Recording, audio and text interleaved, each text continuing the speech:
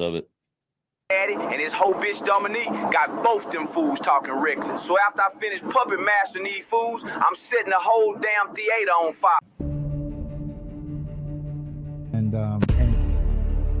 Yo, Fabio. yeah, oh yeah, Yeah. Oh, I almost had the name. So he's like, yeah, that dude, he didn't testify against somebody on a murder trial.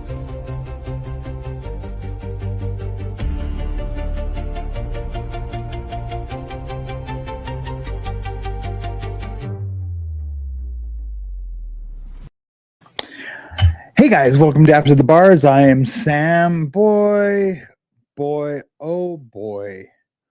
Charleston White, Carmelo's family, his camp, his handler, his representative, whatever you want to call it, Dominique Alexander, Charleston White.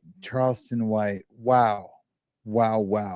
So you guys know, I hope you know, if you've been around the channel for a little bit, just the other day, I created a video. I did a live stream about Charleston White, who did a big flip-flop. He was out there. He's an activist, comedian, professional, will be paid to say anything. We kind of showed that in a previous video, how he flip-flopped for being against Carmelo Anthony, talking about conflict resolution. These kids today, they don't know what conflict resolution is. And then supposedly went with Dr. Umar, who I have a video about Dr. Umar. I think it's the same video where he went with Dr. Umar to see Carmelo's dad. They had a meeting, and then he came out saying, I want to apologize to that boy. I was just wrong about that boy. Well, and so he flip-flopped in his reasoning. And so I was guessing that there is some money involved. I always say follow the money. It's something a lot of people say. It's not anything I made up. But if you follow the money, 9 times out of 10, you're going to find what's really going on. Unfortunately, you know, we don't have access to bank records or, you know, a bug on the wall to where these meetings took place. But Charleston White is providing a narrative that no one has heard before. And now they're his camp, they're creating these like 6-hour, 8-hour live streams talking about how Karmelo and poor Austin Metcalf were at a rest in peace, by the way, we're at a pool party, and Carmelo Anthony's junk came out or could be seen, and that that he had a dragon in his pants, and all the white girls were talking about it, and so now the story is Austin Metcalf and his brother and all the other white boys at the party, had a problem with him because they were jealous because of his junk. Because that's what really a lot of brothers think. They think that we're all jealous of their junk. Well, a lot of idiot brothers, not the brothers I hang out with. They know that's not what it's on every white boy's name, wishing that we had this. I mean, that's almost aggressively predatorial. Do you know what I'm saying? That would be on the forefront of anybody's mind. That's what the poor white man thinks. That we're just jealous of the black man because of their junk. I could be jealous of a black man, but it wouldn't be because of his junk. It'd be because maybe they're smarter than me, or they have taken their life in a direction maybe that I wanted to take. There's plenty of other reasons for me to be jealous of a black guy than his junk. I'm just saying me personally, but I don't think I know a friend out there that would think that way, would have that way of thinking. And I don't know. Let's get to the story a little bit. And then coming up, I also have a audio recording that was played by YouTube Secrets. I guess they know a stripper that is friends with Charleston White, and the stripper got him to say some things where he flip-flop again. So be prepared for Charleston White, to come out and support Austin Metcalf again. That makes his support null and void in my eyes. It really does. In my eyes, that would make his support moot. Do you know what I'm saying?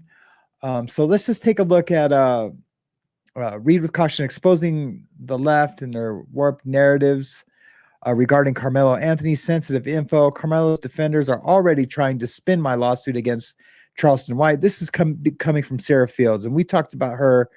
She's the one who provides almost every bit of information on this story about Carmelo Anthony. She does FOIA requests. She's self-proclaimed the queen of FOIA. Anyways, my reporting on the case has gained international attention. I placed a microscope over the Anthony family and Dominique Alexander, backing everything with documents and evidence. They hate me for it. I'm 8 months pregnant. In my final month of pregnancy, I would rather focus on bringing another precious baby into the world and preparing for motherhood. The last thing I wanted was to be harassed, doxxed, and smeared with accusations of meth use and prostitution, all because they didn't like my reporting, which affected their ability to raise funds for Carmelo Anthony. I recently discovered a new narrative. That's the narrative we just talked about. Drew Anthony met with Charleston White just before Charleston decided to go public and say all the sick things he said. And I played those in my last video about on this topic. Charleston, there was a pool party. Oh yeah, here we go. Drew Anthony told Charleston that there was a pool party where all the teens were making fun of Carmelo's large genitalia, and that he was bullied for this, which is why he decided to murder Austin Metcalf. Only sick, twisted mind would come up with such a narrative like this. Only a liberal's mind would jump into thinking about a minor's genitalia to create fake self-defense case. Tiffany Billions, the activist in contact with Drew Anthony, who has spun multiple lies about the Metcalfs and the twins, is also claiming there was a police report for an incident between a cheerleader and the Metcalf brothers. There was no such report. Let's get to the audio of the part of the podcast that was. What she basically said was, so the pool party thing did happen. What happened was when he got out the water, they start singing "I'm Blessed." So all the girls start singing it like the whole damn pool party. And pretty much it got back to the school. And that's pretty much it, spread it around, you know? Okay. Yes. So that's pretty much, and he was embarrassed really by it. It wasn't like a glory moment for him. It was actually a, kind of embarrassing moment, basically. So there's that. Yeah. And that's understandable. He's a teenager. I mean, come on. Some guys don't respond like that to that. Right. So yeah. If they were at the pool party, he did not recognize them because he was new. He was new there. He didn't recognize them. So what happened was he didn't see them at the party. He did not recognize them at the party. But what happened at the pool party spread around the school. So if they were not there, they learned of it. Okay. I was just trying to connect the dot how Carmelo knew that's where it stemmed from. Well, now we know the motive. Yeah. Pretty much. And so now Carmelo's motive? Yeah. The defense will bring it up. And so we know that it occurred. We know that it occurred because it came from Carmelo's own mouth of what happened. And so this is not speculation. This is not something that Charleston just made up and said. Carmelo told his dad what happened, and his dad told Charleston. And so this is true. This is real. Nothing is made up. And so we have to take that to heart. Sometimes people can't believe that they're so close to the right information that they just refuse to believe it. They can't believe. Well, I don't believe that. That's just speculation. No. Well, why? Because Carmelo said it, would it make it true? I don't buy it. I think the incident happened. I do think that incident happened, but I don't have him being teased for it. Oh man, look, Mr. Big Junk, you got a big D. What? He's not getting teased for it. If anything, I don't know. I'm a Christian, so I don't really want to speak on it too much. But I doubt if he was teased for it. And even if he was, so what? That was the motive for the Metcalf brothers to tell him, hey, you got to get out of our tent. This is a school tent. It's that motive? I don't think so, is what Homie the Clown used to say. I don't think so. All right, let's go check something else out. Actually, Charleston White reminds me of Homie the Clown, actually. He really does, man. He really does. Let's check out what old boy's got to say. Yeah, let's check out what old boy's got to say. Sorry, I'm just making some sizes. In front of those other girls that he can't. The white girls starting to like this guy. And you know what all of this start from, right? They all went swimming one time at a party somewhere, at a house party. Carmelo Anthony jumped in the pool. He gets out of the pool. He got a big print. And the girls in the school start talking about he has a big print. Words gets out in school. New black guy from wherever he comes from, kind of handsome, braces, lives out here with us. He's a good-looking kid. He is a good-looking kid. Word gets out. I swear to God, that's what this is about. I honest to God truth. Honest to God truth. They all at a pool party. He don't know the guys. He know the baboon. The baboon is a mixed kid. He connect with the new black kid, but he's cool with the white bullies. They smoke all, they pop pills, they do exercise. So these are party kids. Carmelo's not a party kid. That's why he died with fentanyl in his system at a track event. They're not asking, why did he bring a knife to school? There was no fentanyl in the system at all, not even a little bit. They're just using that because that was a George Floyd, something that was used to talk about the George Floyd incident. Absolutely, 100%.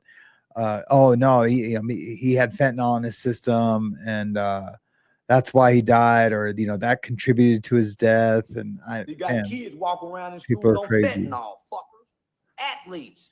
Hey guys, sorry to interrupt the video, but remember, hit that like button down below. It really helps the channel and to grow bigger and better and more diverse, and not that weird, creepy kind of government diverse. I'll Samsplain it for you if you want. You want to hear some Samsplaining? Just like the video down below. After the bars, the story begins. A fight for the lost, a chance to win. High-power athletes on fentanyl at school with kids with sober mind. I need something to defend myself if he gets angry. Come on, people. Come on. Let me stick him. Okay. So he rescues a kid a year later. Soon as he gets to an adult and get this situation, first thing he shows is compassion, concern, and empathy for the assailant, because he's not a victim. Austin is not a victim. He's an assailant.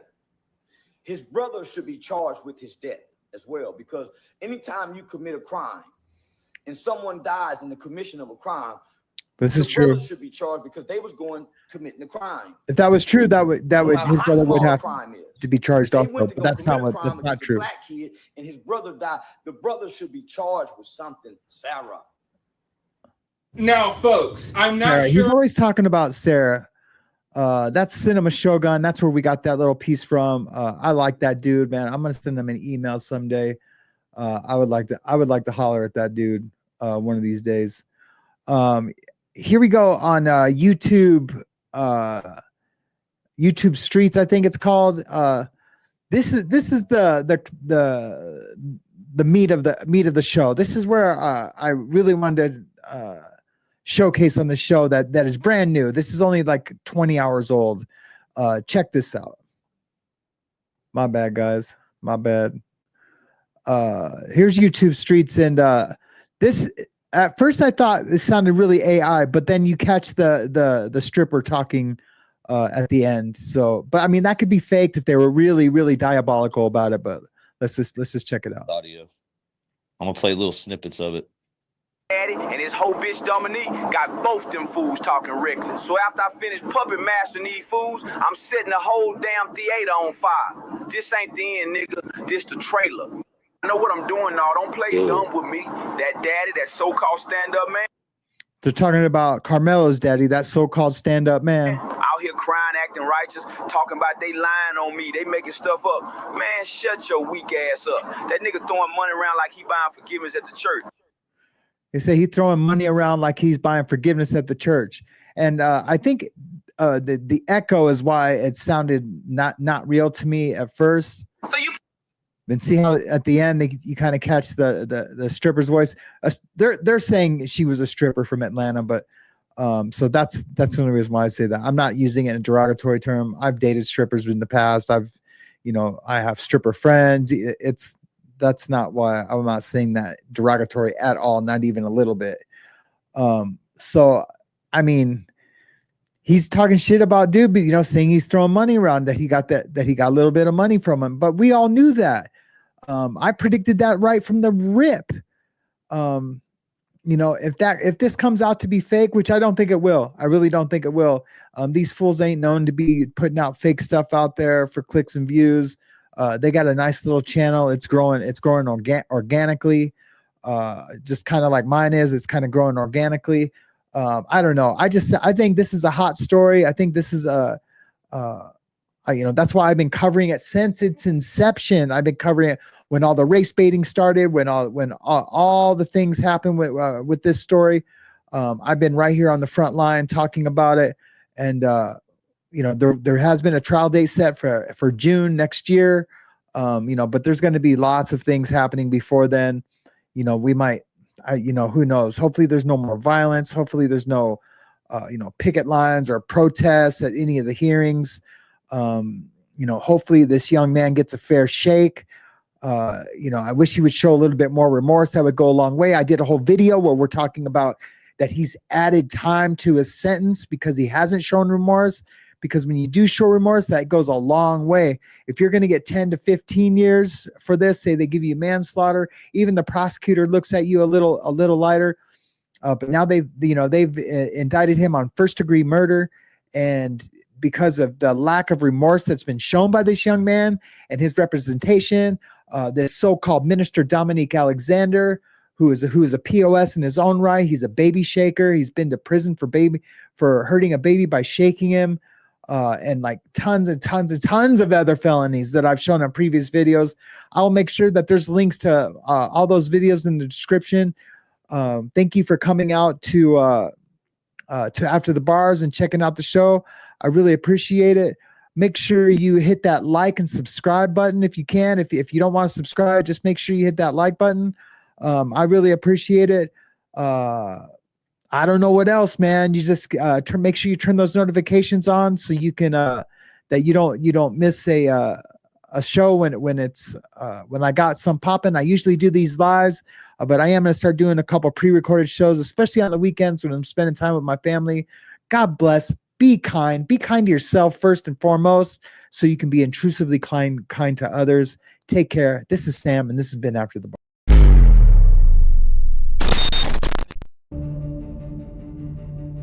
And Real Fabio. Yeah. Oh yeah. Yeah. Oh, I almost had the name.